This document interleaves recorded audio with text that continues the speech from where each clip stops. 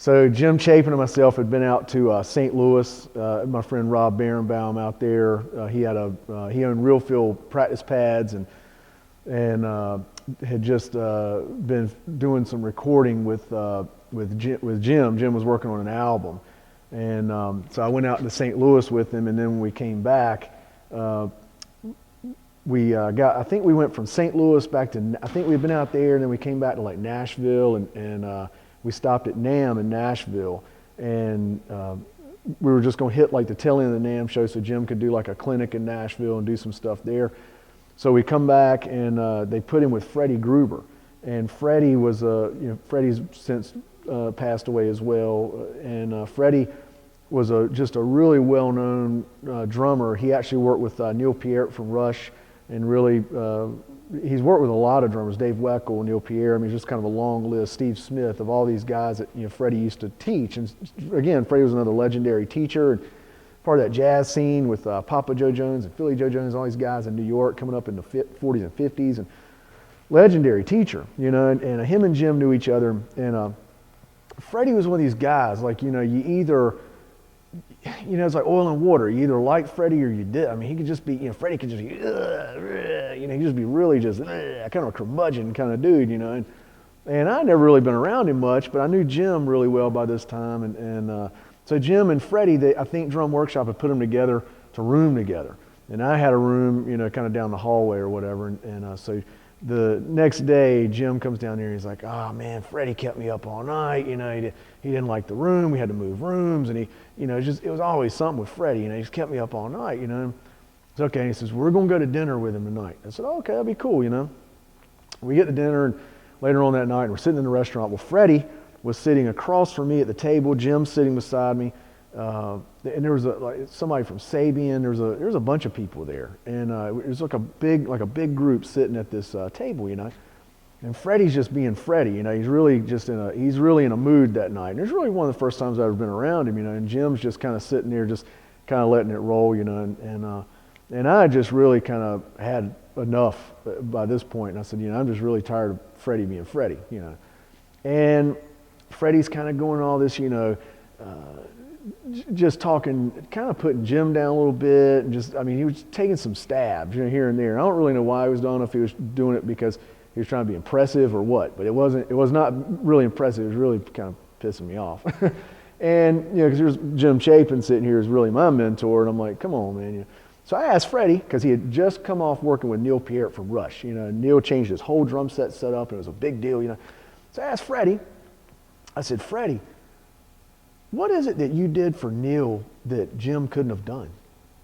I mean, what makes you so great?" And it was like somebody walked into a party and just knocked the needle off a record. It was like, everybody's looked at me. And even Jim kind of looked at me like, "What are you doing?" And I said, I was curious. I said, I understand Neil's a fantastic drummer. I said, but exactly what did you do? I just would love to hear directly from you what you did, Freddie just stares at me like this. He's just can't believe this kid just insulted him or asked him that, And so he says, "You want to know what I did for Neil?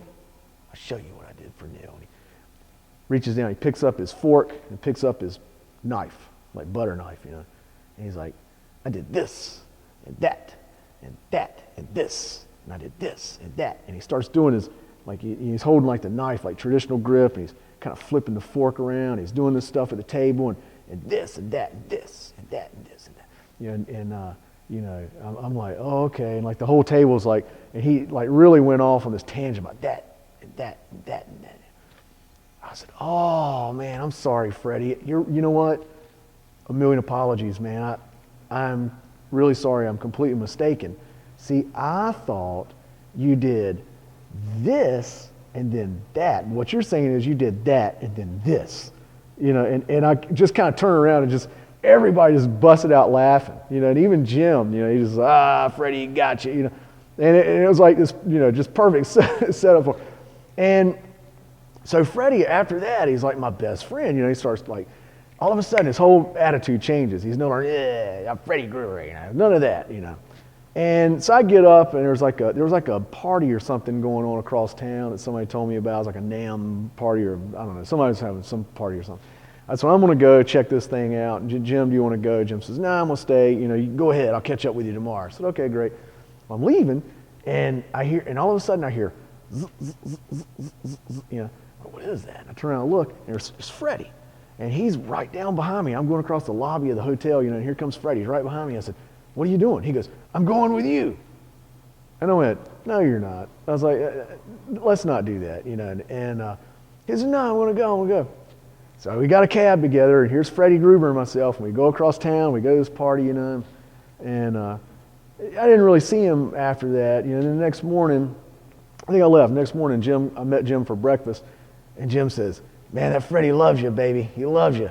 I don't think anybody's ever stood up to him like that or ever said that to him. Or, you know, he says, he just loves you. He loves you. I said, great, you know. And I said, you know, Freddie's actually not that bad of a guy, you know, after I got to know him a little bit, you know. And so anyway, a couple of months goes by. And I'd been out, I think, playing some gigs or something. And so I'd been gone for the weekend. And the house I used to live in had kind of a wraparound porch on it, you know. And Freddie and Jim, you know, both played Drum Workshop drums, and a Drum Workshop had just put out the PDP line, the Pacific drums, you know. And so I hadn't talked to Freddie in a while. I talked to him on the phone, kind of here and there, trying to get him to the shop to teach a little bit, you know. And he just wasn't really into it and all that. So I come home from playing a gig one weekend. I pull up in the driveway, and there's all these boxes stacked up on my porch. I mean, I'm talking floor to ceiling, like big boxes. And on the side of it, I think they said like Drum Workshop or PDP or Pacific Drums and Hardware or something like that. And there's like 20 boxes. I mean, they're stacked up all the way around the porch. And the porch is kind of like an L shape like this, stacked all the way up so that I couldn't even get my door open to get in the house. I'm like, where'd all this come from, you know? And my shop, Progressive at the time, was not DW or Pacific dealers. I'm like, oh my God, somebody's messed up and ordered all these drums. How are we ever going to pay for this, you know? And so I get the boxes. Well, I go in and I immediately start calling people I know at, you know, Drum Workshop and Pacific, and I get my friend Dave Levine on the phone. And Dave worked at Drum Workshop at the time. I said, hey, you know, I just got home, and there's all these Drum Workshop and Pacific drums on the porch. I didn't order these. I don't know where they came from. And he says, they're for your school. They're for your studio. And he said, somebody wanted to give you that. They want to send you that. I said, what? You know, and I thought it was Jim, you know. And I said, that's crazy, you know. So I called Jim Chapin. I said, man, Jim, what are you doing, you know? And I mean, you didn't have to get them to do this. And I mean, I didn't pay one penny, not a dime, you know. And Jim says, I don't know what you're talking about. I didn't do that, you know. I'm like, man. So come to find out, Freddie Gruber had called and had those drums sent because apparently in a conversation I had with him in the cab in Nashville going over to this party, Freddie says, how's your drum school coming along? I said, it's pretty good, you know. I said, we really are hurting for equipment. We don't have the budget and the money right now to really buy a lot of equipment. And, you know, but I told him kind of my plan for it. I really want it to be this world-class facility, you know, and have all these guys like yourself come in and teach. And so apparently I must have really struck a nerve or a chord with him or something, because he thought enough of me to probably send me, you know, almost $10,000 worth of drums. And so we still actually have one of those drum sets today. I will not get rid of that drum set because it just reminds me of Freddie.